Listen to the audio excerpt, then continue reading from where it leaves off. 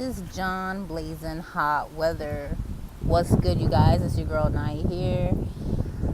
Just chilling, pontificating a little bit about all this retrograde energy we have coming up. We have the Neptune retrograde stationing today. Kind of depends where you are in the world. It would have been yesterday or today. And either way, big shift. Everybody's super ass sensitive. For whatever purpose, for whatever reason, it's legit. Like, Neptunian energy has this watery, wet kind of aspect to it. Or not aspect, that's not the proper term, but essence to it. And look, I try to talk about this stuff objectively, because that's the best way to, I feel, apply what you know about astrology, and also to like develop vocabulary for it. I guess really this is maybe just a little nattering Naya about me, because I've always been into astrology, but there's just so few people when I was growing up who was really into it the same way. So therefore my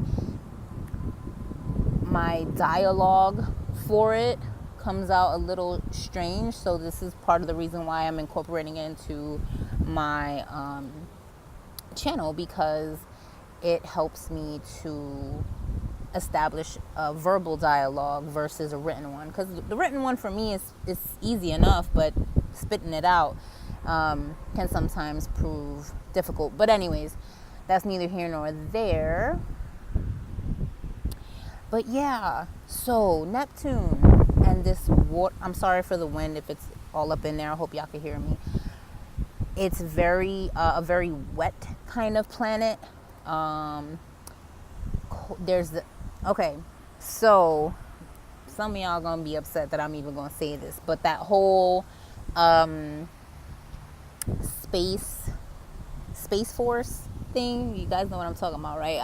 You get what I'm saying? The whole space force thing is very Neptunian theme. Any kind of space exploration. So that the fact that even got brought up this week definitely was like, oh, here we go with the Neptune retrograde. But again, with the whole reassessing, reevaluating, and all that stuff, I don't feel that that's really going to go anywhere. But the fact that it was brought up brings attention to this particular station. Now, I'm getting a little bit ahead of myself, but next week we're going to have Mars in retrograde. And therefore, actions that we're taking. Look, I feel like all this retrograde energy, in general, I think has a lot to do with the collective really figuring out. Now, when I say collective, like, I am speaking generally. I am speaking to everybody.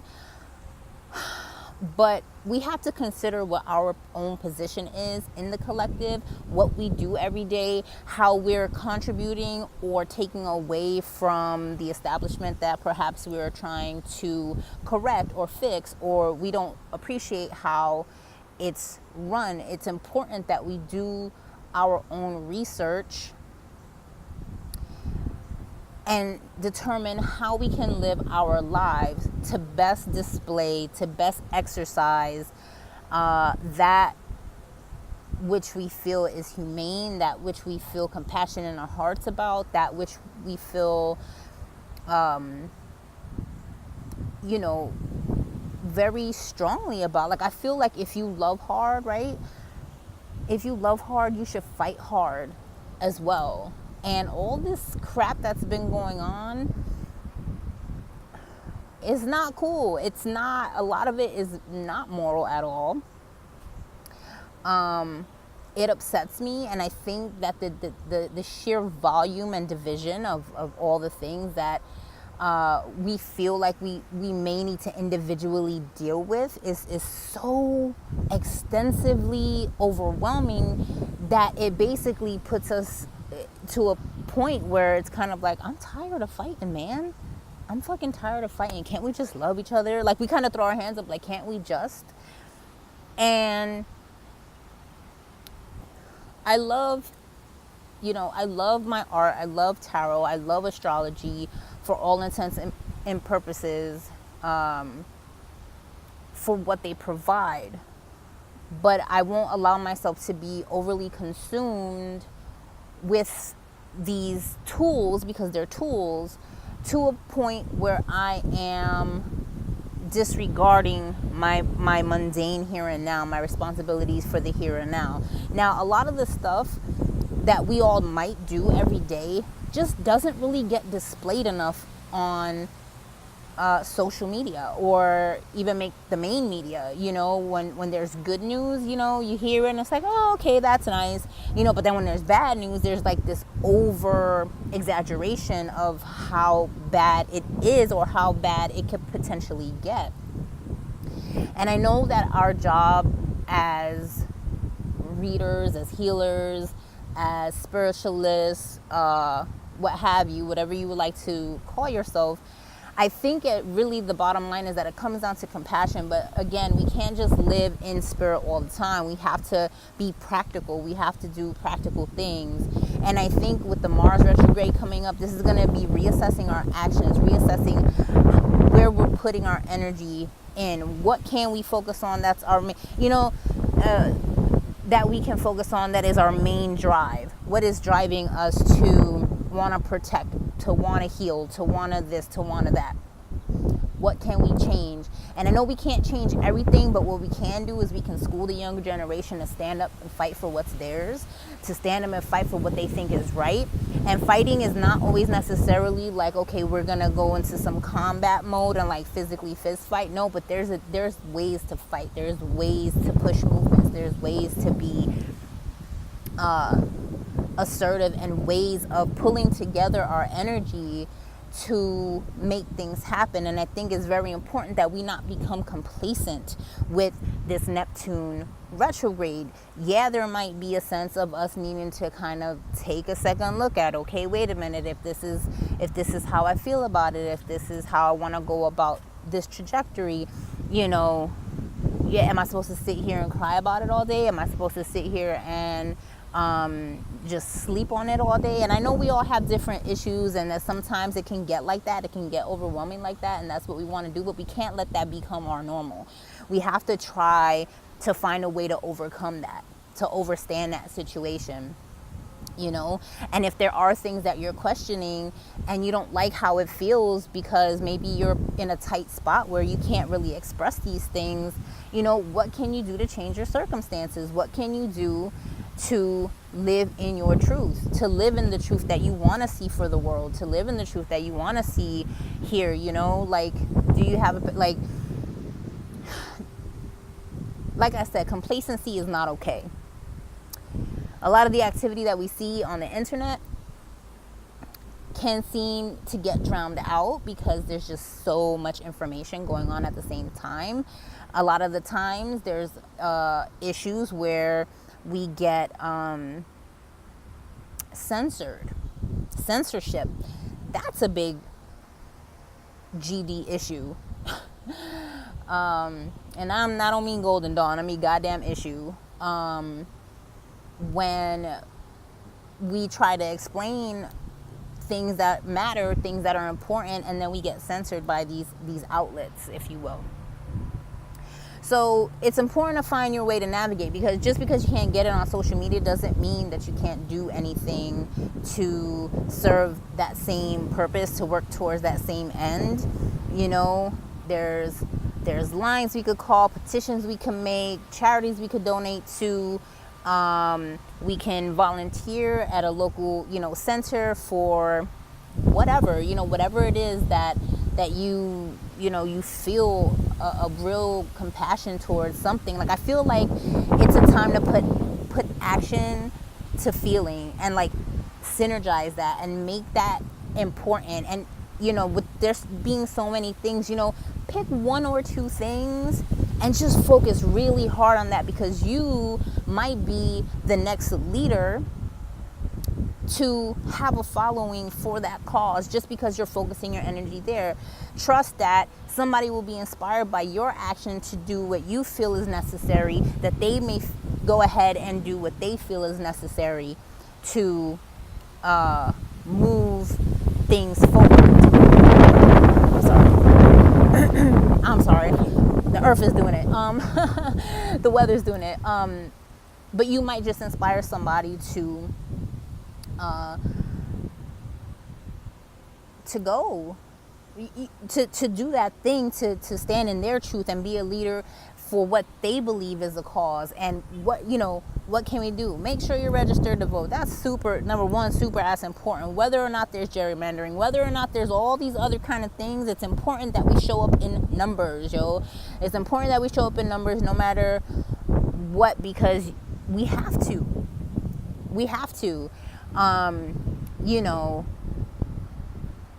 And there's a lot of glass ceilings that need to be broken still. There's still a lot of fight left, yes, but I think just taking the focus down to one or two things that you can really put your energy into is gonna minimize the burnout. It's gonna give you more vigor towards fighting for that which what you feel is worth fighting for. And if human rights is not worth fighting for on any level, pick one thing. I don't care if you can't do everything. Pick one thing. If you can do one thing to help, if you know people, if you have connections, if you know what I'm saying, we all have different paths, but just we can't complain about it all the time on social media and just think that it's going to go away, that it's going to get better. A lot of the times, if you are more of a viewer than you are a creator, you may not realize that there's a lot of things that get done behind the scenes that never make it onto social media, and I'm speaking out on it because it's important. It's important that, we don't allow ourselves to become too, I don't want to say complacent again, because that's redundant. Not complacent, but just immersed escapism. That I'm not just feeding you stuff to read for you, to give you good vibes all the time, because the world is not all hunky-dory all the time. And I agree that there is a need for there to be positive affirmations and messages and all of that stuff, and that's great and dandy, but we have to be real at the same time. We can't just walk around with rose-colored glasses on and think that the world's going to be okay. Then when we take those glasses off, we don't know what the hell to do with ourselves. We have to think about that. We have to put ourselves in a position to do that. And like I said, whatever your cause is, whatever your main cause is, focus on that.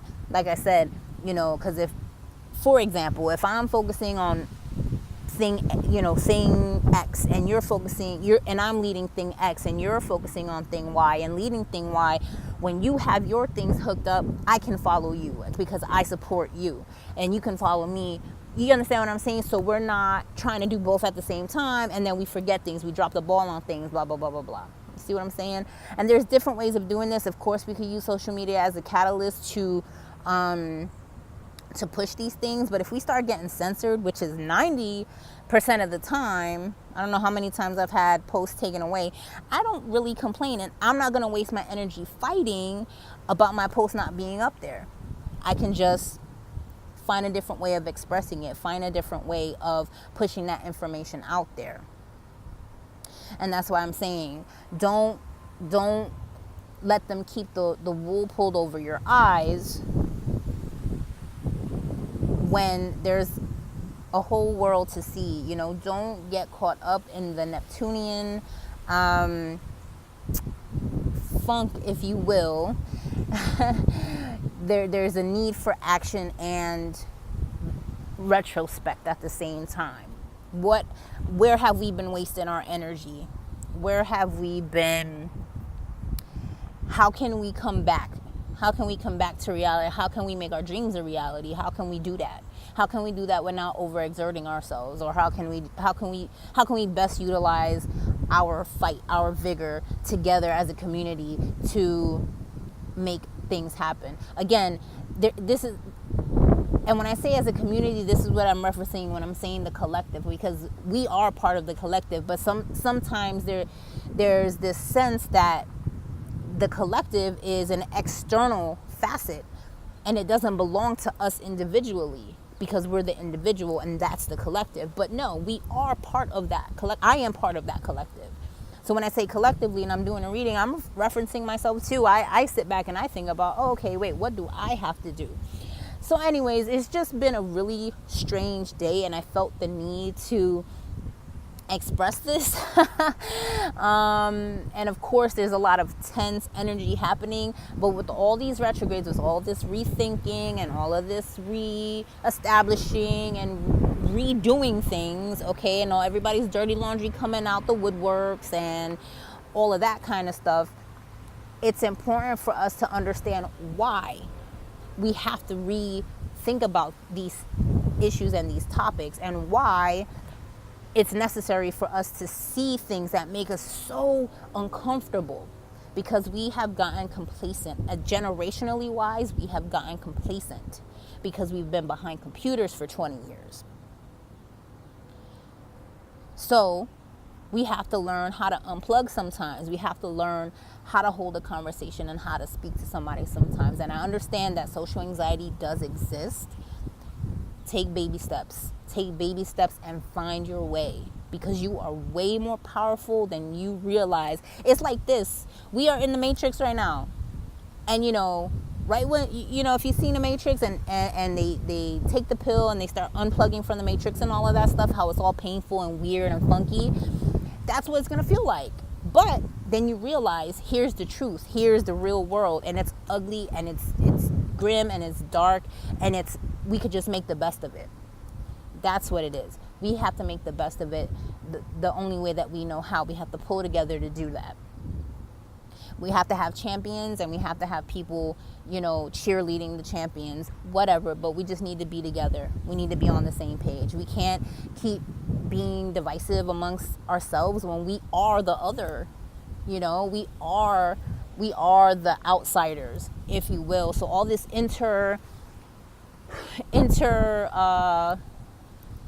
whatever politic kind of things going on within, like, I don't know, the other spiritual communities, like, I don't participate in that, because we're all, if it came down to the establishment and us, we're all on the same side. So let's put that out there right there. You know what I mean?